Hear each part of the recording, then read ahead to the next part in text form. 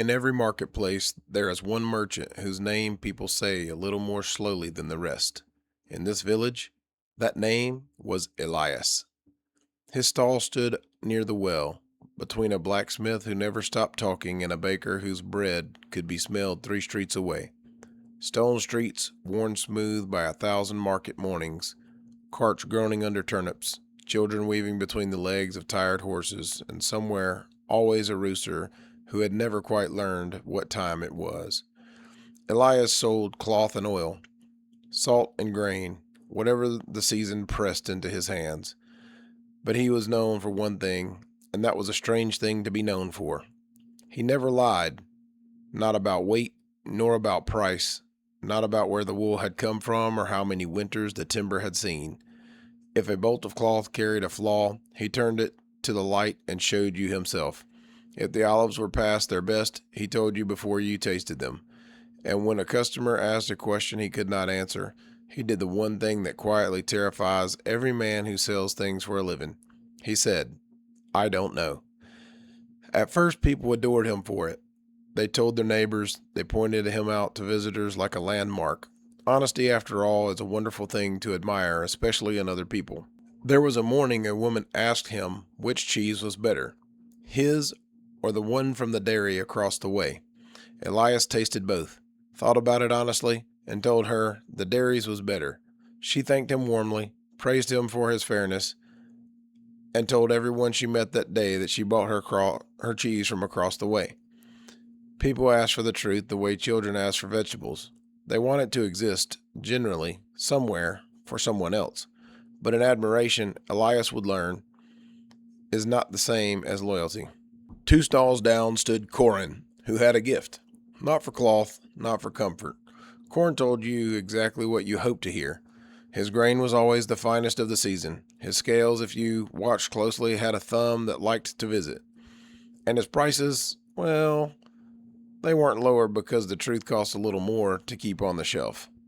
Slowly the crowd drifted away. A coin saved today is loud. A promise kept over years is quiet. And people, it turns out, can spot a single missing walnut from clear across the square, yet go marvelously blind the moment a bargain smiles at them. Elias watched it happen, month after month. His shelves stayed full, which is a polite way of saying that nobody was buying his goods. Corin's shelves emptied by noon. You could see the arithmetic bending in Elias's favor and against him at the same time. He was respected and broke, trusted and hungry. The whole village agreed he was the honest one, and the whole village bought their grain from somewhere else. The rent came due. Then it came due again, louder. Winter leaned against the shutters. The roof developed an opinion about rain and began sharing it with the kitchen.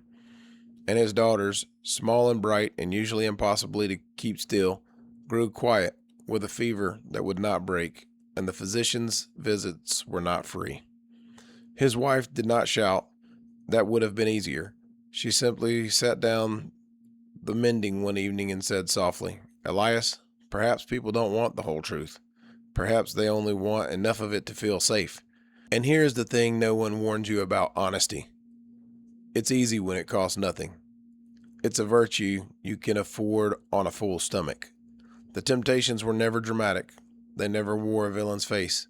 They simply stood at his elbow, reasonably patient. Just round the weight up. Everyone does it. It's practically the custom. Just call the second-rate oil good enough. It is good enough for most. Just once, just this winter, just until the girls are well. Nobody would have known. That was the terrible part.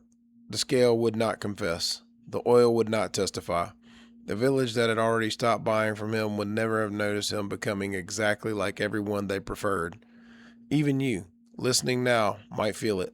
That small, warm voice that says, "This once wouldn't count." But integrity is a strange currency.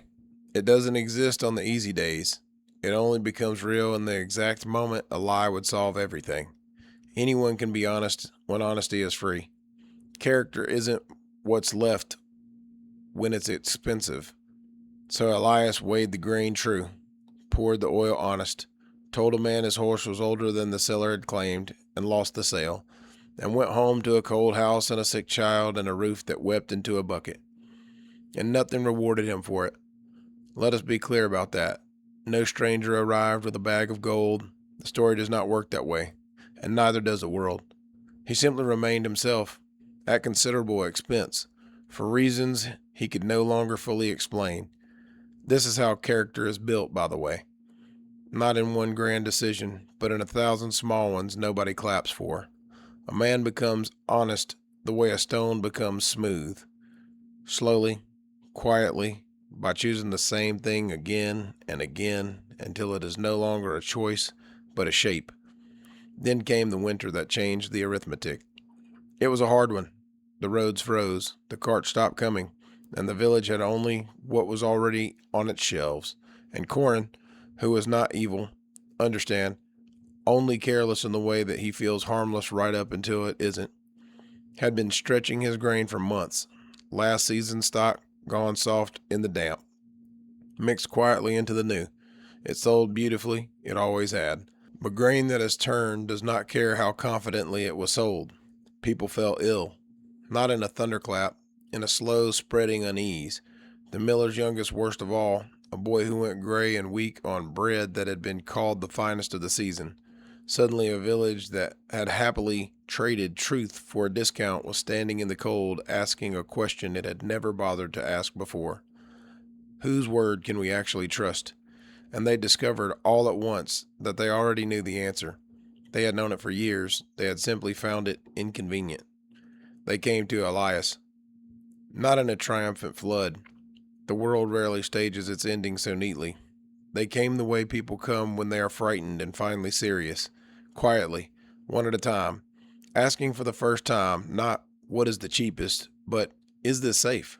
Truly, is this what you say it is? And with Elias, it always had been. He did not become rich overnight. He was never going to. But something shifted that no discount could buy back. His grain became the grain that you fed a sick child without lying awake.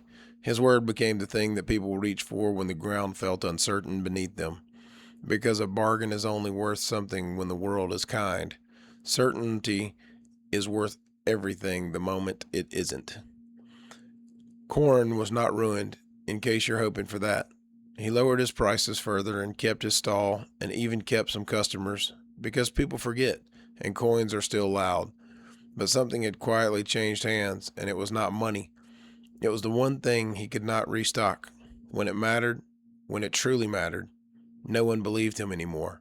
Elias, meanwhile, had grown rich in the only ledger that ever gets audited. He slept.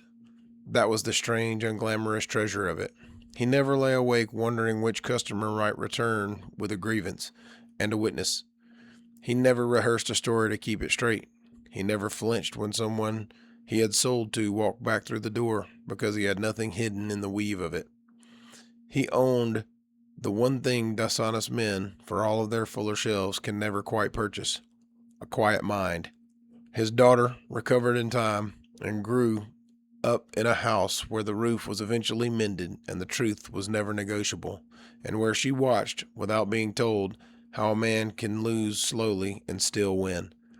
That, more than the grain or the coin, was what he actually left her, because reputation is what the village says about you in the square. Character is what remains standing in your own house when the square has gone home and the lamps are out and there is no one left to impress. Corin had counted every coin and never once counted the cost. The price of dishonesty is paid long after the profit is spent. If you enjoy stories like these, please like and subscribe for ancient wisdom without the fluff.